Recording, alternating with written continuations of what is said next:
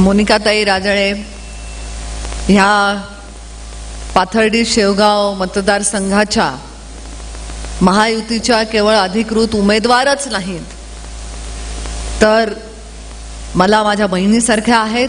आणि म्हणून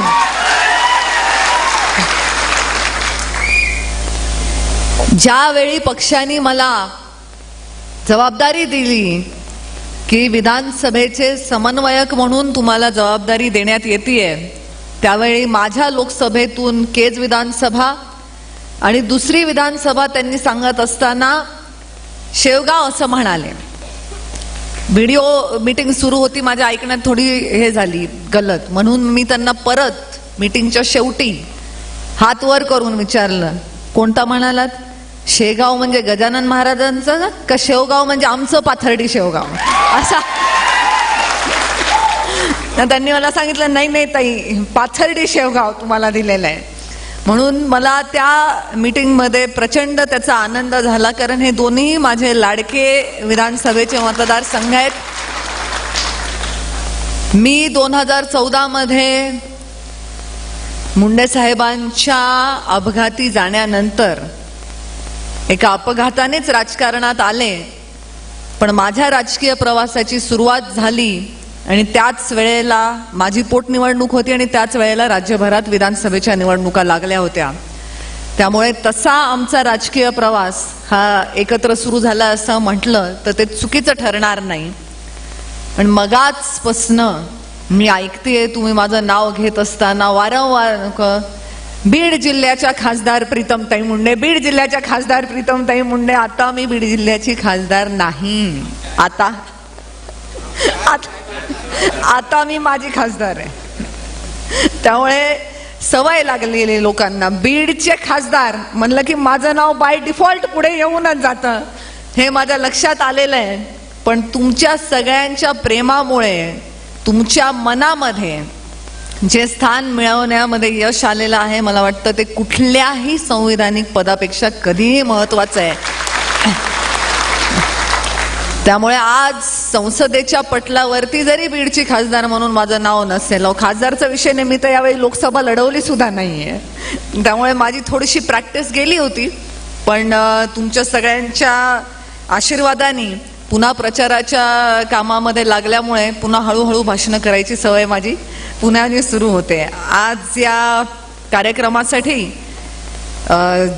ज्यांच्या माध्यमातून हा कार्यक्रम होतोय, ज्या या मतदारसंघाचं प्रतिनिधित्व करतायत, त्या स्वतः सन्माननीय मोनिकाताई, कार्यक्रमासाठी उपस्थित ज्येष्ठ नेते भगवानरावजी बांगर, माजी नगराध्यक्ष अभय काका आव्हाड, ज्यांनी अतिशय चांगल्या शब्दांमध्ये सरकारच्या योजनांविषयी आपल्याला इथे माहिती सांगितली, ते ज्येष्ठ नेते अशोकरावजी चोरमले, तालुक्याचे अध्यक्ष डॉक्टर मृत्युंजयजी गर्जे, कार्यक्रमासाठी उपस्थित धनंजयजी बडे, दिनेश आबा अलवाड, भगवानरावजी आव्हाड, अमोलजी गर्जे, मुकुंदजी गर्जे, अंकुश मामा कासुळे, नंदकुमारजी शेळके, महिला मोर्चाच्या अध्यक्ष काळीताई गोलार, RPIचे तालुक्याचे प्रमुख बाबा राजगुरू, बापू नाना पाटेकर, गणेश रांधावणे, बापू धनवडे, बंडू बोरुडे, रवी आरोळे, विलासजी गजभे, सुरेश भागवत, नितीन दहिवाळ, उपस्थित सर्व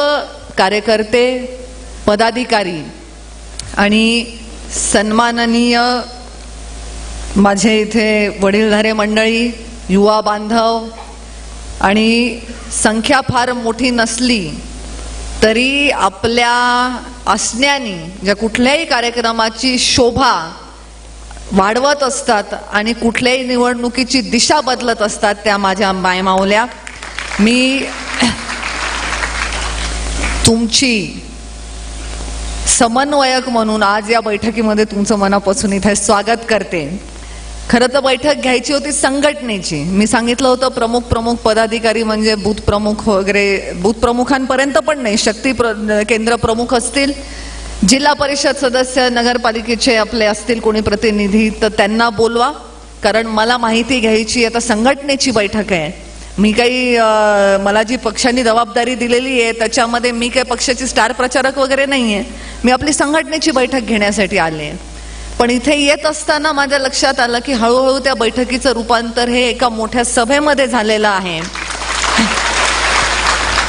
आणि जसं माझ्या पूर्वी बोलत असताना वक्त्यांनी सांगितलं की ही जादू निश्चितपणे मुंडे नावाची आहे, ह्याची प्रचिती आपल्या तालुक्यालाच नाही तर संपूर्ण महाराष्ट्राला आल्याशिवाय राहत नाही.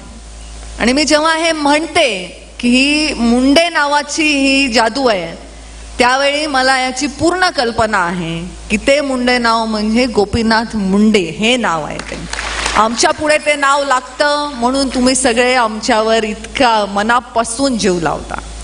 मुंडे साहेबांनी जे आदर्श घालून दिले, मुंडे साहेबांनी जे संस्कार दिले, त्याच्यावर चालत पंकजाताईंनी 5 वर्षाचा मंत्रिपदाचा काळ मिळाला, पण त्या 5 वर्षामध्ये अशी कामगिरी करून दाखवली की जे ग्रामविकास मंत्रालय काय असतं हे आपल्या भागातल्या कोणालाच माहिती नव्हतं.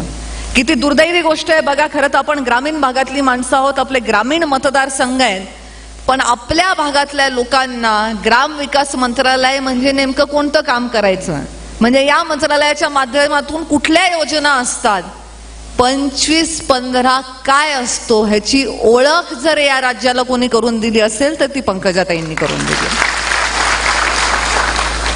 इतकं चांगलं नेतृत्व त्यांच्या माध्यमात मला पहिले 5 वर्ष ताई माझ्या पालकमंत्री असताना काम करण्याची संधी मिळाली. अतिशय सुखाची सगळी 5 वर्ष गेली. पण नंतरच्या 5 वर्षामध्ये मात्र पहिले 3 वर्ष कोरोनाचा काळ. आज आपण ज्या निवडणुकांना सामोरे जातोय तेव्हा आपल्याला हे विसरून जमणार नाही की ह्या 5 वर्षाचा लेखाजोखा नाही. हा लेखाजोखा हा 2 ते 2.5 वर्षांचा आहे. कारण साधारण 2.5 ते 3 वर्षाचा काळ हा कोरोनाच्या काळामध्ये आपला गेला. त्यामुळे ह्या पंचवार्षिकचा अहवाल हा खरा 5 वर्षाचा नाही. मी हे सगळे विषय का बोलते इथे, कारण जी जबाबदारी दिली ती प्रामाणिकपणे पार पाडण्याचे माझ्यावर संस्कार आहेत. मला सांगितलेलं आहे की या विधानसभांमध्ये जायचं, ह्याचं रिपोर्टिंग घ्यायचं आहे, तिथलं वातावरण बघायचंय. तुमच्या परीने तुम्हाला जे वाटतंय की तिथे काही केल्यानंतर महायुतीच्या आपल्या उमेदवाराला त्याचा फायदा होणार आहे तर ते तुम्ही करायचंय. मी ते करण्यासाठीच आलेले आहे. पण माझ्या पूर्वी बोलतानाच्या सर्वांनी एक गोष्ट सांगितली. मी डॉक्टर आहे, पण मी स्पेशलिस्ट म्हणून आलेली आहे, स्पेशल जबाबदारी घेऊन.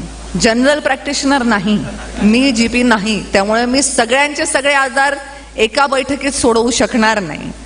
कोण गेलेले आहेत, कोण राहिलेले आहेत, कोण मनाने काम करतायत, कोण तनाने काम करतायत, हे विषय प्रत्येक निवडणुकीमध्ये प्रत्येक मतदारसंघामध्ये असतातच. तसे ते आपल्या मतदारसंघातही असतील.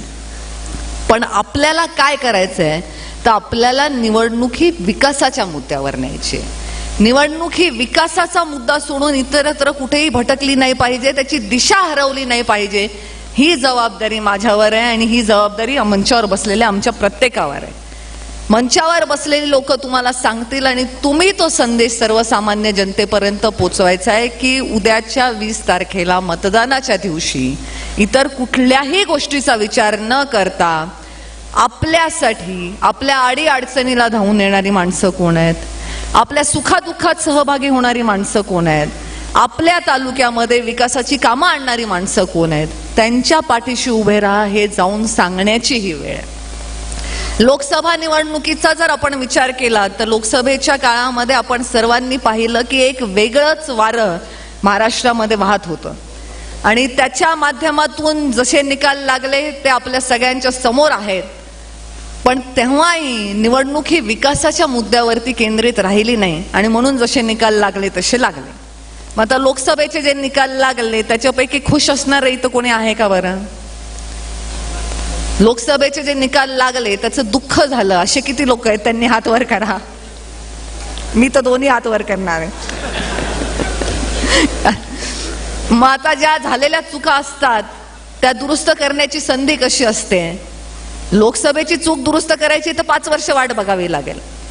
पण लोकसभेला जे घडलं ते विधानसभेला घडू नये हे जर करायचं असेल तर मात्र आपल्याला पुढचे 8 दिवस केवळ आणि केवळ विकासाचा मुद्दा घेऊन लोकांपर्यंत जाण्याची गरज आहे. मी आता बसले तेव्हा पाहिलं मतदारसंघातली महत्वाची कामं, ह्याच्यामध्ये ज्या प्रकारची कामं म्हणजे भौतिक विकासाची कामं असतील किंवा आज महाराष्ट्रात सर्वात गाजत असणारी मुख्यमंत्री लाडकी बहीण योजना असेल, त्याच्या लाभार्थ्यांची संख्या असेल, या सगळ्या गोष्टींची संख्या ही हजारोंच्या घरात आहे आणि विकास निधीची संख्या ही कोट्यावधीच्या घरात आहे. पण खरंच विकासाच्या मुद्द्यावर निवडणूक जाते का? आपण बघतो, मी विचार करते असं जर असतं की निवडणुका या विकास केल्यामुळे जिंकता येत असत्या तर 2019च्या विधानसभा निवडणुकीमध्ये पंकजाताईंचा पराभव झालाच नसता. आणि पंकजाताई एकमेव उदाहरण आहे असं नाही. आपण पाहिलं तर राजकीय जीवनामध्ये अनेक असे दिग्गज नेते ज्यांनी कधी ना कधी आयुष्यामध्ये पराभव पचवलेला. मग निवडणुका जातात कोणत्या दिशेने, निवडणुका होतातच कोणत्या मुद्द्यावर? तर प्रत्येक निवडणुकीमध्ये ना एक असं काहीतरी पिल्लू निघालेलं असतं आणि ते गपचूप कोणतरी सोडून देतं आणि मग ती सगळी निवडणूक त्या पिल्लाच्या भोवतीच फिरत राहते. आजकालच्या निवडणुका या सोशल मीडियावर जास्त होतात आणि ऑन फील्ड कमी होतात असं माझं स्वतःचं मत आहे. तुम्ही बघत असाल रोज काहीतरी नवीन मेसेजेस चालू असतात. व्हॉट्सअप झालं, फेसबुक झालं, इंस्टाग्राम झालं, रोज काहीतरी नवीन मेसेजेस आहेत आणि रोज काहीतरी त्या प्रचाराची दिशा बदलण्याचे प्रयत्न लोक करत असतात. या सोशल मीडियाच्या माध्यमाचा वापर व्हावा, पण खरी आणि चांगली माहिती पसरवण्यासाठी झाला पाहिजे. शेवटी आजही आपण निवडणुकीच्या वेळी मतदानाच्या दिवशी बूथवर जाऊन मशीनचं बटन दाबूनच मतदान करतोय ना. अजून आपल्या देशाच्या लोकशाहीमध्ये व्हॉट्सअपवरती आमदार आणि फेसबुकवरती खासदार निवडून देण्याची प्रक्रिया सुरू झालेली नाही. त्यामुळे ह्याच्यातून बाहेर पडा. कोण काय बोलतंय, कोण कसा प्रचार करतंय ह्याच्याकडे लक्ष न देता आपण आपल्या लोकप्रतिनिधीची केलेली चांगली कामं, या राज्यामध्ये परत यायला हवं असणारं महायुतीचं सरकार आणि केंद्रात मोदीजींच्या नेतृत्वात असणारं भारतीय जनता पार्टीचं सरकार, या गोष्टींवरती लक्ष केंद्रित करण्याची गरज आहे. सरकारच्या चांगल्या योजनांविषयी बोलायचं झालं तर 2-2, 3-3 तास एकेका माणसाचं भाषण चालेल. अगदी छोट्या छोट्या योजना जरी म्हटलं तरी प्रत्येक माणसाच्या, आज तुम्ही आपल्या मतदारसंघातल्या प्रत्येक गावामध्ये जाऊन बघा, प्रत्येक घरामध्ये केंद्र सरकारच्या किंवा राज्य सरकारच्या कोणत्या तरी योजनेचे किमान 2 लाभार्थी तरी तुम्हाला सापडतील. इतकं चांगलं काम करणाऱ्या सरकारच्या चांगल्या योजना घेऊन जायच्या. बाकी हे इकडं बघूच नका. मला सांगा, या मुद्द्यांवर आपल्याला निवडणूक लढवायची आहे. तुम्ही आता इथे मोठ्या संख्येने सगळे माझे पुरुष बांधव इथे उपस्थित आहेत. तुम्ही लाडकी बहीण योजनेने खुश आहेत का दुःखी आहेत? चांगलं, बरं झालं एकदाच ह्यांच्या तोडून ऐकून घेतलं. कारण महिला तर खुश आहेत, पण कधी पुरुषांना कोणी विचारलंच नाही की डायरेक्ट आमच्या घरी आमच्या बायकोच्या हातात 1500 रुपये महिन्याचे पडायला लागले आणि आम्हाला काय वाटतं हे विचारा, असं कोणी तुम्हाला विचारच नाही गेलं. ते मी आज काम केलं, मी तुम्हाला विचारलं, तुम्ही म्हणले तुम्ही खुश आहे. मग या योजना आपल्याला चालत राहायला पाहिजेत ना. मग आपण अशा चांगल्या योजनांचा प्रचार आणि प्रसार करायला पाहिजे ना, की कोण कुठे येतंय, कोण कोणत्या मतदारसंघात दौरा घेतंय नाही घेतंय ह्याच्यावरती, ह्याच्या भोवती निवडणूक कशी काय फिरू शकते. मी आज इथे आले का नाही आले ह्यानी 5 वर्षामध्ये 10 वर्षामध्ये मोनिकाताईंनी केलेली कामं पुसून जातात का? त्या आमदार म्हणून त्यांनी जी कामं केलेली आहेत ती तर तिथेच आहेत ना उपस्थित. मग मी आज येईल का नाही, मी 4 वाजता येईल का मी 7 वाजता येईल, ह्यानी निवडणुकीचा रंग कसा बदलू शकतो. पण गंमत आहे ही, मजा अशी आहे की मी आज येणार, मग मी उद्या येणार आहे का नाही येणार, उद्या मी किती कार्यक्रम घेणार, ह्याच्यावरही लोकांनी अंदाज बांधायला सुरू केलं असेल. आणि मी सांगते तुम्हाला मुंडे साहेबांच्या आठवणींना स्मरून की उद्या जर ह्याच्यावर एखादा टॉक शो नाही बसला युट्यूबच्या चॅनलवर तरी सुद्धा मी आश्चर्य मला वाटणार नाही जर एखादा टॉक शो बसला तर. अशाच चर्चा चालतात. मला तिथे ज्या विधानसभेचं दायित्व आहे त्याच्यामध्ये मला काही कामं करणं आहे, त्या गोष्टी निपटून अजून आपला प्रचार 18 तारखेपर्यंत आहे. जसं जसं ज्या ज्या ठिकाणी वेळ देता येईल त्या त्या ठिकाणी वेळ देण्याचा मी पूर्ण प्रयत्न करणार आहे. पण हे जे मी तुम्हाला सांगते, हे व्हॉट्सअप आणि फेसबुकवाले लोक ते जसे तुमच्याकडे आहेत तसे ते आमच्याकडे पण आहेत. आता तुम्ही विचाराल मग ताई उद्या समजा तुम्ही थांबल्या असत्या तर चांगलं झालं असतं. 100% चांगलं झालं असतं. पण उद्या आहेत आमच्या संध्याकाळी परळीमध्ये सभा. परळीमध्ये म्हणजे पंकजाताईंच्या उपस्थितीमध्ये धनुभाऊच्या प्रचाराची सभा आहे. मग ही व्हॉट्सॲप आणि फेसबुकवाली गँग लगेच तयार असते. ते दोघं आहेत एका मंचावर आणि मी नाही दिसले की बहीण भाऊ एकत्र, प्रीतमताई नाराज, तयार बातमी लगेच तयारच असते. परळीत असून देखील प्रीतम मुंडेंनी फिरवली धनंजय मुंडेच्या प्रचाराकडे पाठ. हे मी तुम्हाला सांगू शकते की काय हेडलाईन येते. घाबरते का मी? तर नाही घाबरत, पण जसे इथले गैरसमज दूर करणं गरजेचं तसं तिथलेही गैरसमज दूर करावे लागतील ना. शेवटी पाथर्डी मुंडे साहेबांची मावशी असली तरी परळी माय आहे ना. मायेकडे दुर्लक्ष करून कसं जमेल? आणि त्या नात्याने तुम्ही तर माझी आजी झालात पाथर्डी, बरोबर आहे. मुंडे साहेबांची मावशी म्हणजे आमची आजी झालात. त्यामुळे आजीचं मन मोठं असतंय. आपण आपल्या लेकराचं एखादी गोष्ट नाही माफ करत, पण नातवंडांची माफ करत असतात. तेव्हा आजीने मन मोठं केलं पाहिजे. थोडासा दौरा इकडे तिकडे झालेला तुम्ही समजून घेतलं पाहिजे. गंमत वाटायची मला. फॉर्म भरायच्या सभेसाठी पंकजाताई जेव्हा भाषणाला उभ्या राहिल्या, लोक असेच तेव्हाही हेच प्रश्न, चर्चा, संवाद चालल्या होत्या. ताईंनी भाषणाच्या ओघाओघामध्ये बोलताना म्हणाल्या, अरे माझी बहीण आहे, तिचं मी बघणार नाही का? तिला मी कुठेही उभं करीन, मी तिला नाशिक मधून उभी करीन. ताई असं म्हणाल्या की मी तिला नाशिक मध्ये उभी करेन. ह्याचा अर्थ लगेच आम्ही नाशिकचा सर्वे वगैरे केलेला नव्हता. नाशिकवरून म्हणाल्या, ओघाओघात बोलल्या, कारण नाशिक माझं सासर आहे. त्यामुळे सहज त्यांचं बीड नाही तर नाशिक हा सहज तोंडातून निघून गेलेला शब्द होता. त्याच्यामध्ये काही फार मोठा गहन अर्थ होता अशातला भाग नाही. पण मी ताईंच्या या स्टेटमेंट नंतर युट्यूबच्या वेगवेगळ्या चॅनलवरती 3 शो बघितले. 3 शो ज्याच्यात मला नाशिकमधून लोकसभेची उमेदवारी देणं हा किती योग्य निर्णय आहे आणि म्हणजे त्याला काय म्हणतात मास्टर स्ट्रोक होईल भारतीय जनता पार्टीच्या दृष्टीने, मित्र पक्ष म्हणून शिवसेना शिंदे गटाच्या दृष्टीने आणि अजित पवार साहेबांच्या राष्ट्रवादीच्या दृष्टीने, या सगळ्यांचं मिळून म्हणजे एकदम काय म्हणतात त्याला माशाच्या डोळ्यावरती निशाणा लागलाच म्हणून समजा वगैरे असे शो, टॉक शो मी बघितले. तशाच चर्चा झाल्या विधानसभेच्या दृष्टीने पण. मी माजलगाव विधानसभा लढवतीये, मी गंगाखेडची विधानसभा लढवतीये, म्हणजे मग आष्टी झाली मला ऑफर करून. पाथर्डी तर सगळ्यात पहिले होती. मला आठवतं, मला माहिती नाही मोनिका ताईंच्या लक्षात आहे की नाही, पण आम्ही पुण्याला आमची राज्याची कार्य समितीची बैठक होती सन्माननीय अमित भाई शहा यांच्या उपस्थितीमध्ये आणि जेवणाच्या टेबलांच्या तिथे खूप सारी गर्दी झाली. मी पंकजाताईंच्या मागे आपला रस्ता शोधत शोधत जाण्याचा प्रयत्न करत होते आणि मग मी एका जेवणाच्या टेबलापाशी थांबले. सगळ्या महिला आमदार तिथे बसून जेवत होत्या. मी तिथे पोचले त्या टेबलापर्यंत आणि मला पाहिल्यानंतर स्वाभाविकपणे मोनिकाताई उठून उभ्या राहिल्या. तर मी सहज त्यांची मी त्यांची गंमत केली. म्हटलं मोनिकाताई बसा बसा, शांतपणे जेवण करा, मी पाथर्डी लढवणार नाहीये.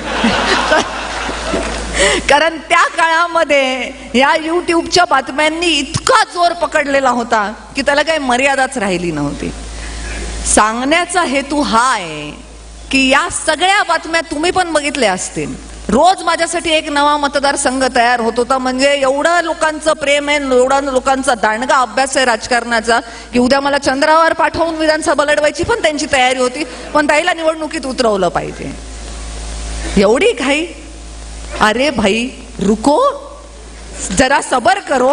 एवढी काय घाई आहे? मला कोणाच्याही नरड्यावर पाय देऊन कुठेही आपलं अस्तित्व निर्माण करण्यामध्ये कुठलाही रस नाही.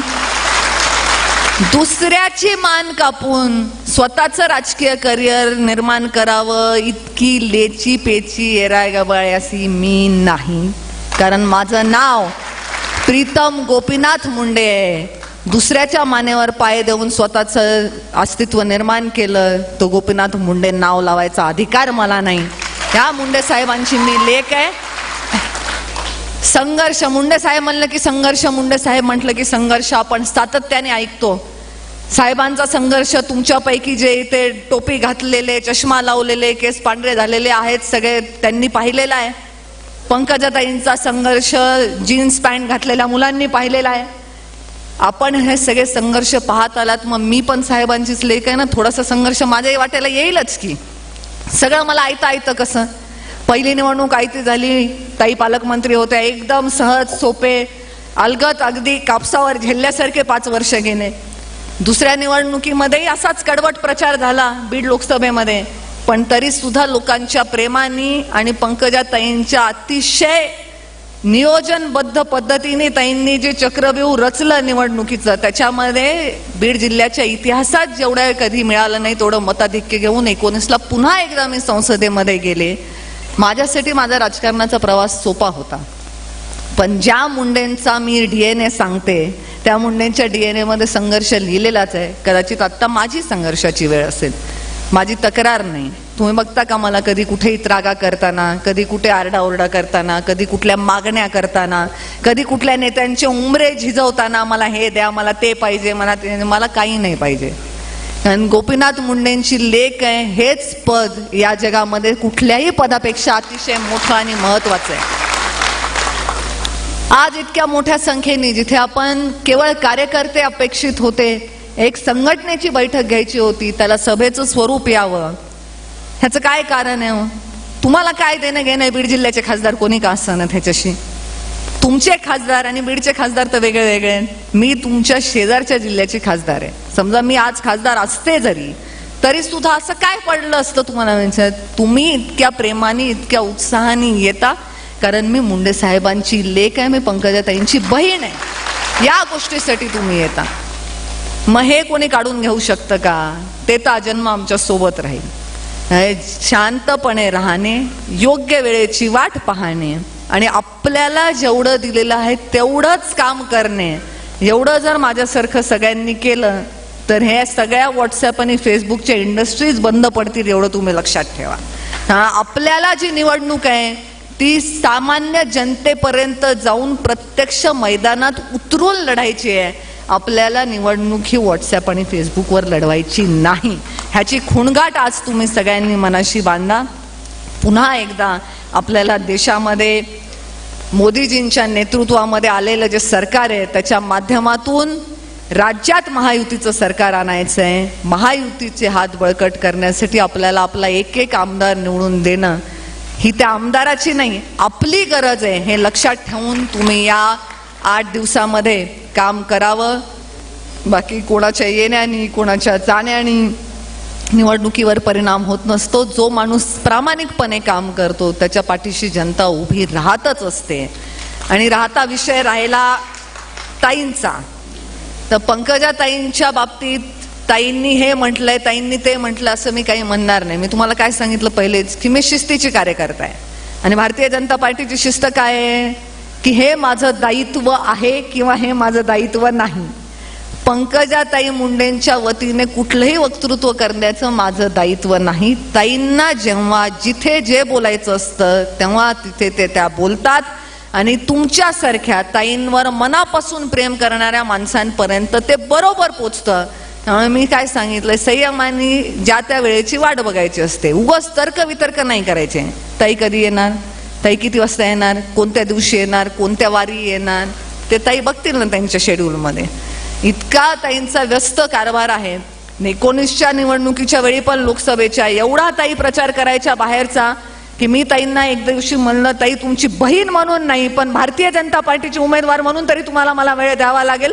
सतत तुम्ही महाराष्ट्रभर सगळ्यांच्या सभा घेत फिरतात, स्वतःच्या बहिणीकडे कधी बघणार? ज्या व्यक्तीला स्वतःच्या निवडणुकीमध्ये सुद्धा वेळ द्यायला शक्य झालं नाही, 19च्या विधानसभेच्या निवडणुकीचे पण प्रसंग मोनिकाताईंना आठवत असतील. ताईंना स्वतःच्या प्रचाराच्या शेवटच्या सभेला जाता आलं नाही, कारण ताई शेवटच्या दिवशी मेघनाताईंकडे गेल्या होत्या, तुमच्याकडे पण आल्या होत्या.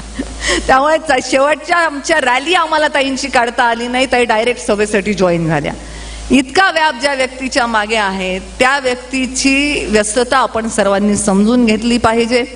आणि बाकी जे ताईंचं बोलणं असतं ते तुमच्यापर्यंत योग्य वेळेला योग्य वेळी पोचतच असतं. म्हणून मी जसं सांगितलं तसं मी सुद्धा तुमच्यासारखी पंकजाताईंची कार्यकर्ता आहे. कार्यकर्ता नेत्याच्या वतीने बोलू शकत नाही. आज जे मला दायित्व मिळालं त्या दायित्वाला पार पाडण्यासाठी मी इथे आलेले आहे.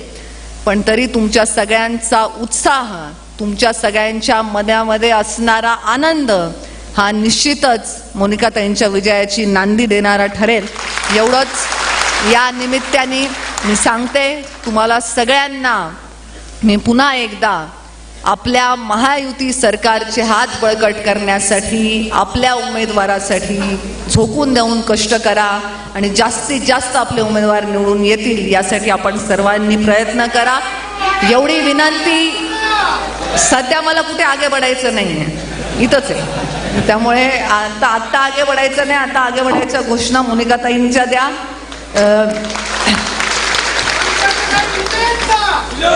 आणि आज ज्या कौतुकाने ज्या उत्साहाने तुम्ही माझं स्वागत केलंय त्याबद्दल मी तुमचे मनापासून खूप खूप आभार व्यक्त करते.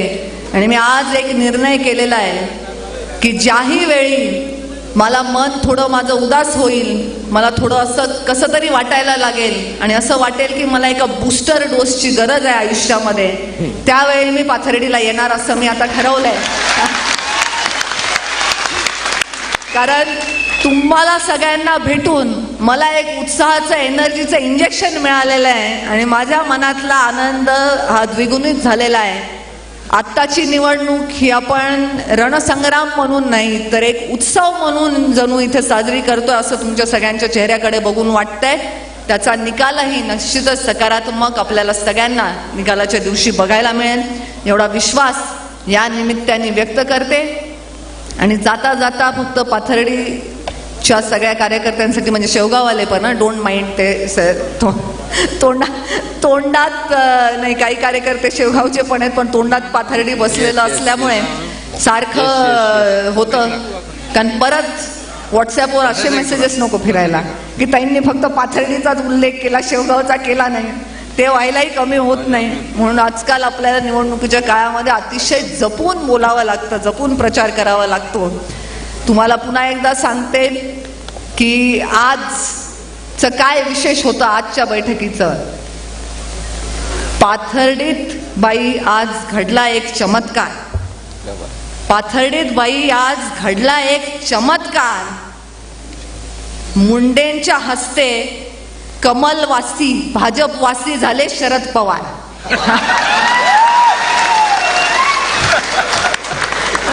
हे त्यामुळे चमत्कार करणाऱ्या पाथर्डीकडून निवडणुकीच्या निकालामध्ये सुद्धा चांगल्या सकारात्मक चमत्काराची अपेक्षा करते. तुमच्या सगळ्यांच्या प्रेमासाठी पुन्हा एकदा तुमचे कोटी कोटी आभार व्यक्त करत आपल्या वाणीला विराम देते. धन्यवाद. जय हिंद, जय महाराष्ट्र.